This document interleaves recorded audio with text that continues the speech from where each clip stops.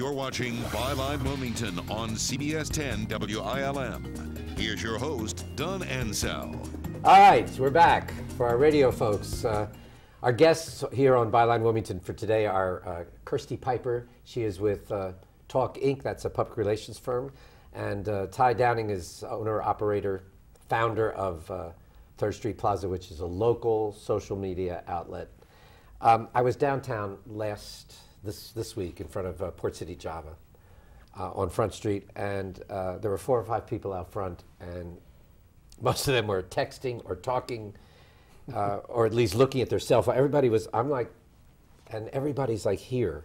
Mm-hmm. Are we at the point that we're so obsessed with the electronic world that we're beginning to ignore the real world? I mean, everybody was like here. You know, there's a whole world out here, and everybody's like focused on their cell phone or whatever, their iPod or their BlackBerry. Is there? Well, for a lot of people, their whole world is in the palm of their hand. So there's the whole world that is around you, and then there's the whole world that is out there on your social networks. So they may actually be more engaged than you think they are. What happened to take time to smell the roses? What do you think, Ty? No, I think there's a generation gap. Yeah. And you're right, because I even speaking to my mother, it's like, this generation is so advanced, and everything is moving. But you know, you think back 100 years ago when radio first came on board and TV, they probably thought the same thing when the Little House on the Prairie days, you know. So we're seeing an advancement of technology and media, and it's a little overwhelming at times. But I know, like Kirsty. Go ahead. No, go ahead. Oh, I was just going to say, you know, television in a way. And I'm on television and have been on radio, but you know, people, the family gets around now, or did when I was growing up, and watch television instead of talking and interacting. It's like, you're sitting, and don't go away, don't stop watching. But I wonder if that's going to have the same effect on how people, on conversation and how people interact. Is it going to be all through this electronic monster that's being created? Sadly, I think it's, and I don't know if it's a sad, maybe it is to some, but I do see it continuing to evolve, and everything is going digital and media today. So it's going to be hard for others to grasp that. It really is. Let's talk about 3rd Street Plaza, the operation that you started. Where'd you get the name? After research, I found that talking to historians here in Wilmington, Cape Fear Museum, I found that about 100 years ago, there was a place off of 3rd Street here in Wilmington that people used to come together. They would meet and greet. The town square. Yeah.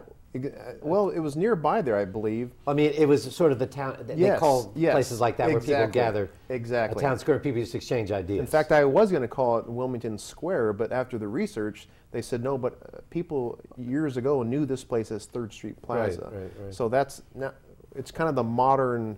So we know where that name came from. Do we know where Twitter came from? That's a good question. That's a good question. Yeah, I wonder. Facebook. How many users do you have on 3rd Street Plaza? Right now we have 374, I believe. And yes. Do they interact socially with comments and? Yes, it's gaining momentum. We actually have more on our social network here in Wilmington than Raleigh, than Charlotte. Really? And we only have 70,000 people. But I think it's because we have a good medium of people here that are helping people engage. But again, that's a good point you bring up, Don, because I think what we find and what we try to train businesses with our company is you have to engage. You have to make friends. Just having a Twitter account, Facebook account, and even being on 3rd Street Plaza does not mean you're in social media. Those are just tools. You have to engage. You have to do it. Yes. You have to participate. Mm-hmm. How much stress does this new technology produce in complicating our lives? I mean, do you get stressed if you leave your cell phone home or your iPod or your BlackBerry? It's like, oh my God. I mean, I do, and it's like, I've got to have my, it's like, before cell phones, I never thought anything. If it's causing stress, I would say maybe you're not doing something right. And okay. you should really look at how much time you're spending and where you're spending your time. something that we advise our clients a lot. Really analyze who your audience is and where they are online before you just go out and blindly subscribe to everything. Okay, because you have to have your car keys and your cell phone and your wallet and your license and your. I mean, it's not a stress. There's no stress building. No, it's just everyday life now. Okay. And for an individual, you have to have purpose. You know, just don't get on Twitter because everybody's doing it, or Facebook because everybody's doing it.